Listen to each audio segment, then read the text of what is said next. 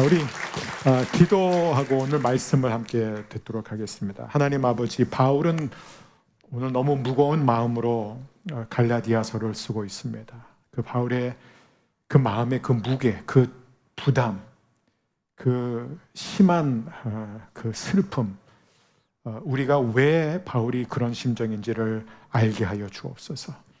그리스도께서 우리에게 주신 진정한 자유, 그 자유에서 우리가 지금 멀어지고 있지는 않은지 돌아볼 수 있기를 원합니다. 오늘도 우리에게 말씀해 주시고 우리 모두에게 자유를 주옵소서. 예수님의 이름으로 기도합니다. 아멘.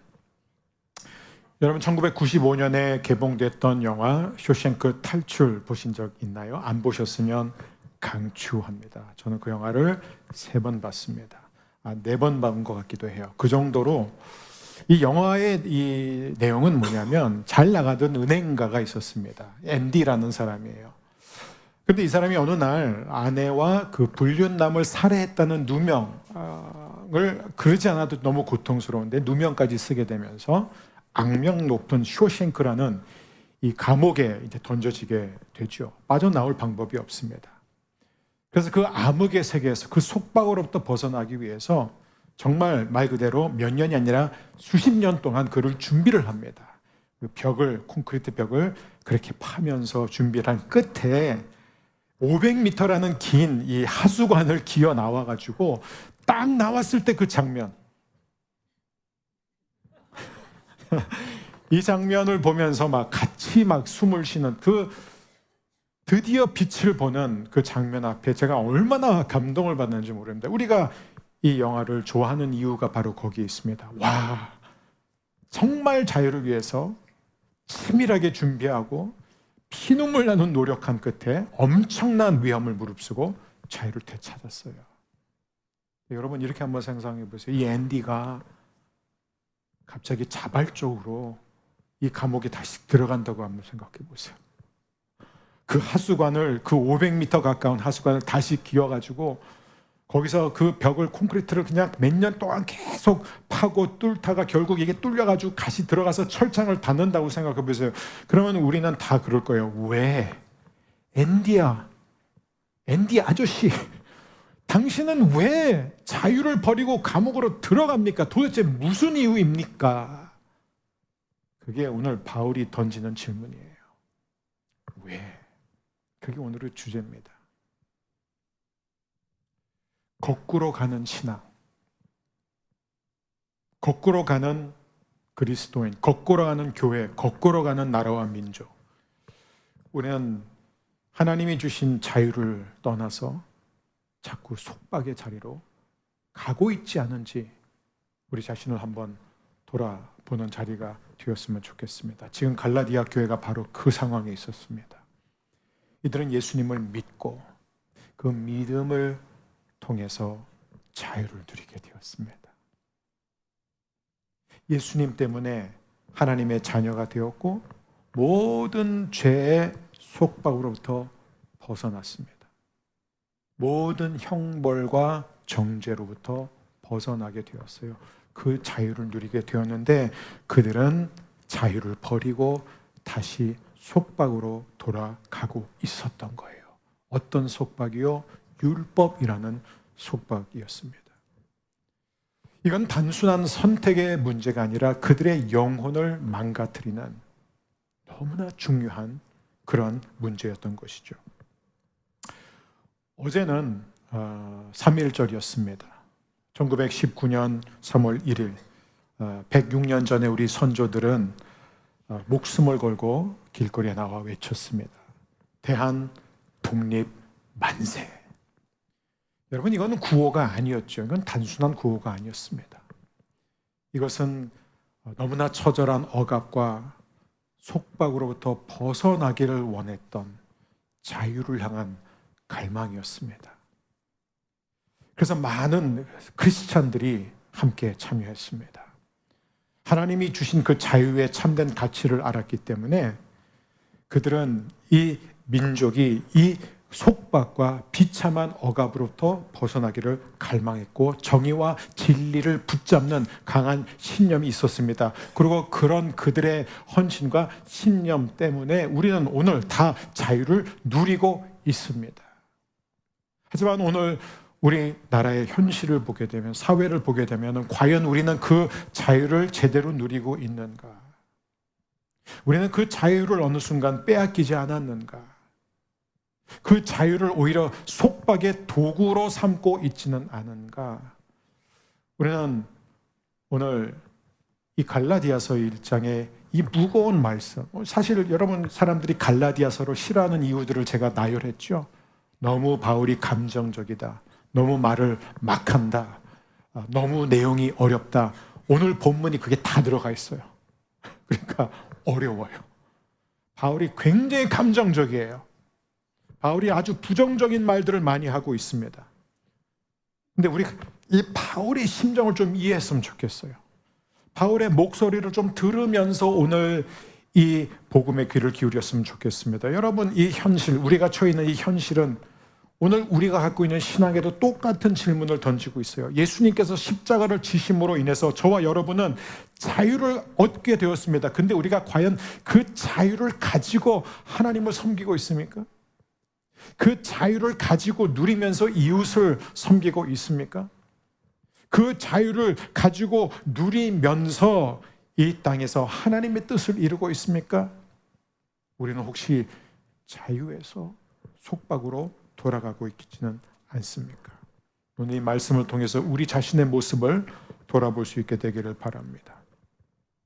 자, 먼저 바울은 고대 사회의 그런 편지 형식을 따라 했습니다. 그러니까 그 고대 사회에서는요, 편지를 쓸 때 일반적으로 모든 사람들이 지키는 어떤 형식이 있어요. 그게 뭐냐면 내가 보내는 사람의 이름을 밝히고 그 편지를 받는 사람의 이름, 그렇죠? 그리고 그 지역을 밝힌 다음에 언제나 뒤따랐던 내용은 인사말이에요. 근데 보통 이런 인사말은 굉장히 따뜻했습니다. 그래서 사도 바울이 쓴 편지들을 보게 되거나 또 다른 일반 서신서를 보게 되면, 심지어 사도 바울이 옥중에서 편지를 썼을 때도요, 그는 언제나 따뜻한 인사를 합니다. 나는 여러분들로 인해 하나님께 감사합니다. 여러분의 믿음을 보면서 제가 감동을 받습니다. 이런 이야기를 했습니다. 더군다나 지금 편지를 읽는 사람들에게 따끔한 말을 해야 되는 거예요. 지금 그들을 책망해야 되는 상황이에요. 그들의 문제를 지적해야 되는 그런 어려운 내용을 얘기해야 되면 그럴수록 더 따뜻하고 더 칭찬하는 인사말을 하는 게 관리였습니다. 그래서 여러분, 우리가 한 예로 고린도 교회를 한번 보세요. 고린도 교회 엉망진창인 교회였어요. 교회. 고린도 교회는요, 아마 우리가 알고 있는 초대교회 가운데 가장 심각한 문제가 많았던 교회입니다. 일단 파벌이 너무 심했어요. 갈등이 너무 많았습니다. 진짜 갈라질 대로 갈라진, 바울파, 게바파, 아볼로파, 예수파, 그건 나열된 파고요. 수많은 파들이 있었습니다. 서로 하나 되지 못했어요. 계층 간의 갈등도 너무 심했습니다. 주인과 종의 갈등이 심했습니다. 성령의 은사를 놓고도 굉장히 갈등이 심했습니다. 심지어 교리적인 결함이 있었어요. 그리스도 신앙에 있어서, 기독교 신앙에서 가장 중요한 이 부활에 대한 교리도 이들은 이해하지 못하고 잘못 가르치고 있었던 거예요. 이게 얼마나 심각해요. 심지어 교회 안에 근친상간이 일어났는데 그것도 그냥 없었던 걸로 그냥 넘어갔던 그런 교회였다는 것이에요. 정말 세상 보기에 부끄러운 교회였습니다. 교회 안에서도 이런 소송이 일어나고요. 이런 정말 심각한 문제 많은 교회를 향해 사도 바울은 무거운 마음으로 편지를 쓰면서도 인사말만큼은 예의를 지켰어요. 저는 하나님께서 여러분들에게 부족함 없이 은사를 많이 주셨고 여러분 안에 이 은사가 많음으로 인하여 감사합니다. 와, 그런 상황에서 감사를 하는구나. 예외 없이 사도 바울도 이 고대 사회 편지 형식을 따랐는데 유일하게 따르지 않은 게 갈라디아서입니다. 우리가 볼 때 갈라디아서는 그 정도 아니잖아. 근친상간도 없었고 고린도 교회처럼 막 성찬을 하러 왔는데 막 사람들이 술 취하는 거예요. 막 몇 사람 막 술 취해요, 집단적으로. 이게 교회예요?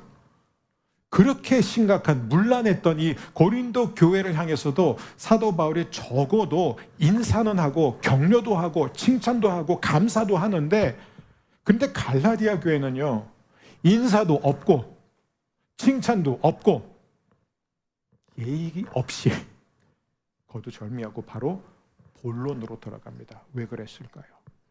그만큼 중요한 문제를 다루고 있었던 거예요. 그게 복음이에요. 복음이 걸린 문제였습니다. 그래서 사도 바울은 지금 너무 마음이 상해서 그들에 대해서 좋은 점을 생각할 여유도 없었고 떠오르지도 않았던 거예요.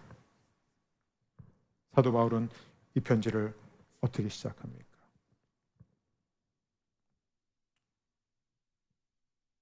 나는 충격을 받았습니다. 이게 사도 바울의 첫 마디예요. 폭탄 선언을 합니다. 개역 개정은 좀 아쉽게 번역이 됐어요. 아니, 이상하게 번역됐어요. 이렇게 됐습니다. 이상히 여기노라. 근데 그건 너무 약해요. 너희들이 왜 이렇게 빨리 복음을 떠났는지 나는 이해가 안 되는데, 이렇게 말한 게 아닙니다. 지금 떨리는 목소리예요. 지금 굉장히 속상한 거예요. 그래서 사도 바울이 했던 표현이 뭐냐면 thaumazo라는 단어를 씁니다. I am bewildered란 거예요. 내가 이해할 수 없다. 내가 어이가 없다. 지금 어떻게 이런 일이 있을 수 있는지 나는 지금 멍한 상태다. 멍해졌다 이거예요. 난 지금 완전히 얼어붙었다, 그 얘기하는 거예요. 그래서 어떤 영어 성경에는 I am deeply disturbed라는 표현을 써요. 나 지금 굉장히 속상하다 이거예요. 아주 바울이 노골적으로 감정 표현을 합니다. 바울이 왜 이렇게까지 큰 고통과 상심을 겪고 있었을까요? 너희들이 어떻게 이렇게 빨리 은혜를 떠날 수 있느냐?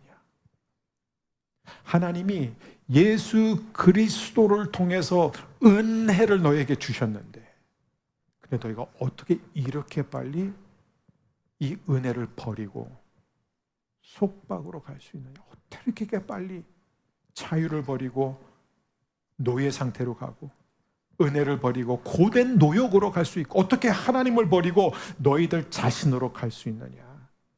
그 질문을 던지는 것입니다. 도대체 무엇 때문에 하면서 바울은 이 질문을 던집니다. 여러분, 우리는 어떻습니까? 잘 생각해 보세요. 지금 바울은 예수 그리스도를 잘 믿는 갈라디아 교회 성도들에게 이 편지를 쓰고 있습니다. 그래서 제가 늘 강조하지만 아직 기독교에 대해서 잘 모르는 분들, 이제 막 걸음마인 분들은 어쩌면 갈라디아서가 좀 어려울 수 있어요. 왜냐하면 율법도 모르는 상황에서 율법 하니까 그게 뭐야? 이게 이해가 안 될 수 있습니다. 그래서 이 갈라디아서는 사실 기독교인들, 그리스도인들을 상대로 쓴 편지인데, 이 그리스도인들한테 계속 사도 바울이 뭐라 하냐면 그리스도인들이 자꾸 율법으로 돌아간다는 거예요. 이게 우리를 말하는 겁니다. 교회를 오래 다닌 사람들을 말하는 거예요.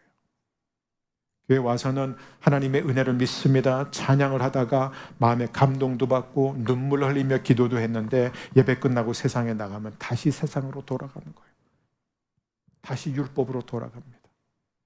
하나님이 아니라 내 힘으로 살려고, 내 노력으로 살려고 우리는 끊임없이 이걸 반복하고 있지 않습니까? 자유에서 속박으로. 저는 우리 허브의 성도님들, 우리 온라인으로 예배하는 성도님들 가운데 그 누구도 거꾸로 가는 신앙이 없기를 바랍니다. 그래서 우리는 계속 복음으로 돌아가야 되는 거예요. 여러분, 베를린 장벽이 무너지기 전에 체크포인트 찰리라는 곳을 본 적이 있습니까? 이 체크포인트 찰리는 이제 그 베를린 서독과 동독의 이제 장벽에 있는 지점인데요. 사진을 띄워주시면 이게 서쪽입니다. 이 서쪽에 보면은 이렇게 그리스도가 우리의 죄를 위해서 죽으셨다, 여러 가지 성경 구절이나 격려의 말들과 십자가, 그 뒤쪽에도 십자가 많이 세워져 있고 저 화환들과 이렇게 꽃이 늘 놓여 있었어요. 그러니까 서독에 있는 사람들, 이 자유를 누리는 사람들이 동독에 있는 사람들을 위해서 축복하고 기도하는 거였었어요. 그만큼 서쪽과 동쪽은 천국과 지옥과 같은 그런 곳이었습니다. 그런데도 그 와중에도 동독으로 넘어가려는 사람들이 있었어요. 저희가 이제 디아스포라 수련을 하면서 제가 탈북민들을 만나면서 교제를 합니다. 뭐 그분들 중에서는 정말 굶주림을 피해서 나오신 분들도 있고, 또 군 생활하다가 북한의 그 현실 속에서 절망하면서 나온 분들도 있고, 또 평양에서 굉장히 높은 고위 관직에 오르셨다가 나온 분들도 있습니다. 근데 이분들하고 얘기하다 보면 이분들이 이제 좀 어느 정도 신뢰가 쌓이면 노골적으로 이런 얘기를 합니다. 이 대한민국에서 이 북한에 대해서 친북 정책을 말하는 그 정치인들을 다 북한으로 좀 보내버렸으면 좋겠다. 한번 가서 직접 그 실체, 그 정권의 실체를 보고 대화를 하자, 뭐가 이게 되는지 안 되는지 한번 직접 살도록 했으면 좋겠다. 여러분, 그런데도요, 가려고 한 사람들이 있어요. 탈북민만 있는 게 아니라 탈난민들도 있습니다. 북한을 이상적으로 생각하고. 도대체 왜 그러냐 이거예요. 왜 하나님이 주신 자유를 버리고 왜 자꾸 속박으로 스스로 가고자 하느냐라는 것입니다. 아까 제가 말씀드렸지만 오늘날 교회 안에 있는 수많은 사람들이, 심지어 말씀을 전하는 목회자들도요, 하나님이 주신 자유를 누리는 것보다는 자꾸 율법으로, 속박으로 가려고 합니다. 그래서 좋은 소식에서 나쁜 소식으로 가고, 은혜에서 고된 노동을 하고, 계속해서 하나님의 은혜로 시작하지만 자기로 가는 거예요. 자기의, 자기 순종, 자기 헌신, 자기 노력으로 갑니다. 이게 뭐냐면 바울에 의하면 복음을 거꾸로 뒤집는 거예요. 그게 오늘 우리가 함께 읽은 이 내용입니다. 본문이에요. 복음을 뒤집는 사람들이에요. 복음을 어떻게 뒤집냐면 이게 갈라디아서의 내용입니다. 쉽게 얘기하면은 믿음이 우리의 선행에 기초하게 만들면 되는 거예요. 그러니까 우리의 믿음은 선행에 달려있게, 믿음이 선행에 의존하게 하면 되는 겁니다. 즉 내가 얼마나 노력을 하고, 얼마나 헌신하고, 얼마나 착하게 살고, 얼마나 말씀을 잘 지키느냐에 따라서 내 믿음이 결정되게 하는 것이에요. 근데 그거는 사도 바울에 의하면은 다른 복음도 아니라 거짓이다. 즉 나쁜 소식이라고 말하고 있습니다. 자, 갈라디아 교회 성도들은 처음에 은혜로 시작했습니다. 자유를 누리게 되었습니다. 근데 어떻게 이렇게 거꾸로 가게 되었을까요? 7절을 보니까 다만 어떤 사람들이 너희를 교란하여 그리스도의 복음을 변하게 하려 함이라. 그러니까 사도 바울이 지금 이게 다 너희들만의 잘못은 아니야라고 말하는 거예요. 그래서 사도 바울이 갈라디아 성도들을 지금 막 싸잡아 비난하는 건 아닙니다. 너희들이 지금 그렇게 큰 혼돈 가운데 있고, 그렇게 지금 깊은 갈등을 겪고, 그렇게 괴로워하는 이유가 뭔지 아느냐? 그것은 바로 너희들을 유혹하고 현혹하고 있는 거짓 세력이 있기 때문이다. 여러분, 우리가 이걸 봐야 됩니다. 거짓 세력이 있어요. 겉으로는 자유를 약속합니다. 겉으로는 이게 맞는 길이라고 말하지만 사실은 뭐예요? 우리를 속박으로 돌아가게 하는 거짓을 가르치는 영적 세력들이 있어요. 있습니다.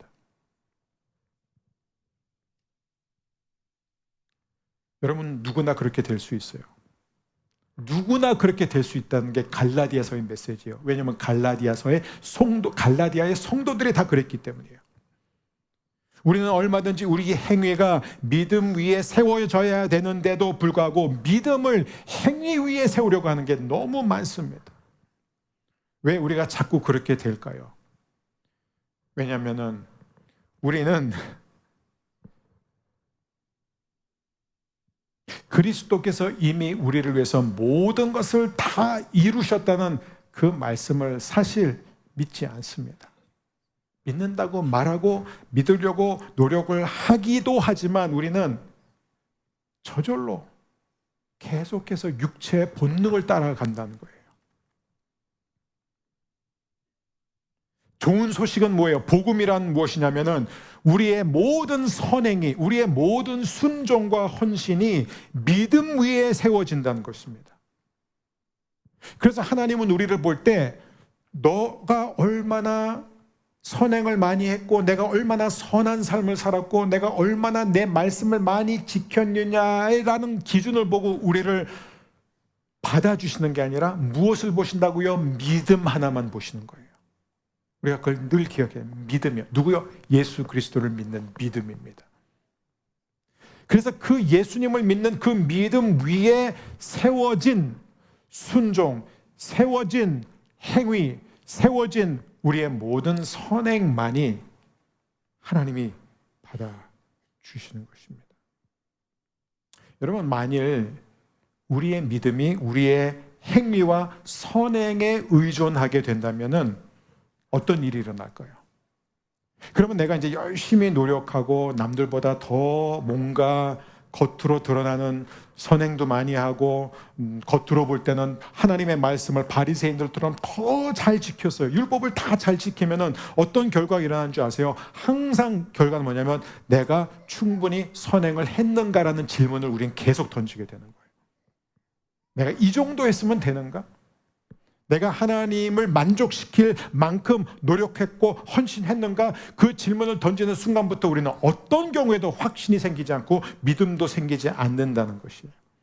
왜냐하면 이제부터 하나님이 우리를 받아주실 때 그 기준이 예수 그리스도와 십자가가 아니라 나이기 때문에 그래요. 내가 하나님이 받아주심의 기준이 되는 거예요. 내가 얼마큼 많은 선행을 했고 내가 얼마나 선한 사람이 되었고 얼마나 선한 삶을 살았느냐에 따라서 하나님이 나를 받아주신다고 한다면 여러분, 누가 하나님 앞에 인정받을 수 있을까요? 누구도 인정받을 수 없습니다. 하나님은 완벽하시고 거룩한 분이기 때문이에요. 하나님이 저와 여러분을 받아주시는 이유, 하나님이 저와 여러분을 보시면서 기뻐하시는 이유, 우리를 사랑하시는 이유는 딱 하나예요. 그 기준이 예수님이기 때문에 그렇습니다. 우리가 예수님 안에 있기 때문에 그런 거예요. 여러분, 복음은 무엇입니까? 복음을, 좋은 소식을 다른 말로 하면은 선물이라는 거예요. 선물은 우리의 노력으로 받는 게 아닙니다. 대가는 선물이 될 수가 없습니다. 근데 우리의 디폴트 모드, 우리의 방식은 뭐냐면 계속해서 우리가 노력하고 우리가 헌신하고 우리가 일하는 거예요. 그래서 우리에게는 언제나 선택이 두 가지가 있습니다. 하나는 뭐냐면 내가 예수 그리스도를 의지하는 믿음을 통해서 선함이 나타나든지, 아니면은 우리의 노력으로 순종하고 선행을 해서 그 선행과 순종이 충분하다고 바라는 거예요. 여러분, 어느 쪽을 선택하시겠습니까? 복음은 하나예요. 복음은 우리의 노력과 순종과 선행이 아닌 믿음 위에 세워지는 것입니다. 예수 그리스도의 십자가, 예수님의 죽음과 부활 위에 우리의 믿음이 세워질 때 그 믿음을 통해 나타난 것이 바로 사도 바울의 표현을 빌리면 사랑의 수고가 되는 거예요. 즉, 저와 여러분이 하나님의 말씀에 순종하고 우리가 하나님이 기뻐하시는 방향으로 가는 유일한 이유는 무엇이냐면 하나님께서 우리에게 베풀어 주신 그 은혜에 대한 감사와 감격에 대한 반응이라는 것입니다. 사도 바울은 이 잘못된 복음을 전하는 자들에게 뭐라고 말하는 줄 아세요? 이제 이 부분이 굉장히 거슬리는 부분이에요. 이 부분이 오해되기 쉬워요. 이 부분이 많은 사람들이 갈라디아서를 싫어하는 입니다. 현대 교회의 온화한 감성에 political correctness에 너무 맞지 않는 말을 합니다. 그게 뭔지 아세요? 저주를 받을지어다. 그것도 2번씩이나. 내가 다시 말한다. 저주를 받을지어다. 여러분, 오해하지 마세요. 사도 바울은 지금 이 예루살렘 교회에서 올라온 유대 그리스도인들에게 야, 너희들 다 지옥 가, 너희들 다 저주받아야 돼, 그 얘기를 하는 게 아니에요. 그래서 이걸 잘못 또 적용하면 또 우린 또 나가서 복음을 전하지 않거나 왜곡된 복음을 전하는 사람들은 막 저주하고 다니면 안 됩니다. 바울은 그렇게 하지 않았어요. 바울은 정말 마지막까지 예루살렘 교회와 하나가 되기 위해서 애를 쓰고 결국 그것 때문에 죽음까지 면치 못하게 됩니다. 끝까지 예루살렘 교회를 품으려고 했어요. 그러면 아니 아무리 그래도 그렇지 이 예루살렘 교회에서 올라온 유대 그리스도인들이 무슨 뭐 복음을 부정한 것도 아니고 예수를 부정한 것도 아니고 그냥 예수 믿으면 구원받는 게 맞지만 그것으로 충분하지 않고 그것 플러스 할례와 안식일과 정결법과 이런 규정들을 다 지켜야지 하나님의 자녀가 될 수 있다라고 가르친 게 좀 치우친 거 아니냐, 그건 좀 너무 좀 이렇게 좀 지나친 거 아니냐 그렇게 얘기하지 저주를 받을지어다. 이건 너무 심하지 않냐? 이게 그냥 그대로 영어로 표현하면 to hell with you, 그 얘기예요. to hell with you. 그게 무슨 얘기냐면 예수님도 비슷한 얘기를 하셨는데 마태복음에 보면 18장에 보면은 이런 일을 하는 사람은 차라리 연자 맷돌을 목에 걸고 그냥 바다에 던져지는 게 낫다, 이런 표현이 뭐냐면 왜 너희들이 율법을 통해서 의롭게 데려가면 너희들끼리 그렇게 할 것이지, 그러니까 너희들이나 지옥으로 향하는 지옥과 같은 그 삶을 살 것이지 왜 이 많은 이방 그리스도인들까지 그 지옥으로 함께 끌고 가려고 하느냐, 그 얘기예요. 지금 우리가 그리스도 예수 안에 있으면서 그 은혜 안에 거하지 않고 그 자유를 날마다 누리지 않으면 우리가 하나님에게서 벗어나서 내 노력으로 자기 중심으로 내 순종을 통해서 하나님 앞에 인정받으려고 하는 순간부터 그때부터 지옥이에요. 우리의 삶은. 해보세요. 안 해보기를 바라지만 해보세요. 해보신 분들은 아실 거예요. 아무리 해도 확신이 오지 않습니다. 확신만 오지 않는 게 아니라 자기 자신을 정죄하고 그리고 남들 앞에서는 하는 척하면서 그렇게 못하는 사람들까지 정죄한 거예요. 그게 바리새인들이에요. 그게 서기관들의 삶이었습니다. 그러니까 너희들이 그렇게 할 거면 너희들만 그렇게 해라. 이 사람들까지 끌고 가지 말라. 차라리 너희들만 그렇게 하는 게 낫다라고 하는 게 사도 바울의 강력한 표현입니다. 여러분, 오늘 이 메시지를 정리하고 싶습니다. 사도 바울은 1세기 당시에 치열한 영적 전쟁을 싸웠습니다. 자유를 위한 싸움이었어요. 여러분, 저와 여러분도 오늘 똑같은 싸움을 싸우고 있어요. 어떻게 해서든지 우리에게 주어진 자유를 빼앗고자 하는, 자유의 삶에서 속박의 삶으로 돌아가게 하고 정죄의 삶으로 돌아가게 하려는 세력이 있습니다. 우리는 그것을 봐야 됩니다. 그리고 우리는 맞서 싸워야 됩니다. 오늘 말씀의 결론입니다. 바울은 너무나 강력한 경고를 하고 있습니다. 갈라디아 교회 성도들이여, 당신들은 왜 복음을 떠나고 자유를 떠나고 기쁜 소식을 떠나서 스스로의 노력과 행위로 돌아가려고 합니까? 여러분이 스스로의 노력과 행위로 돌아가는 순간부터 여러분은 사실상 자유를 빼앗기고 감옥으로 들어가는 것입니다. 사랑하는 여러분, 진정한 복음은 우리의 노력과 우리의 선행에 달려 있지 않습니다. 우리의 구원뿐만 아니라 지금 하나님이 저와 여러분을 바라보실 때 기뻐하시는 것, 하나님 우리를 사랑하시는 것은 오직 하나님의 은혜에 달려 있습니다. 예수님은 십자가에서의 죽으심과 부활을 통해서 이 은혜를 최종적으로 선포하셨어요. It is finished. 내가 다 이루었다라는 것은 더 이상 우리가 순종과 행위를 통해서 하나님 앞에 의롭게 되고 하나님과 가까워지려고 노력할 필요도 없고 해서도 안 된다고 선언하고 있습니다. 복음은 십자가에서 끝난 게 아니에요.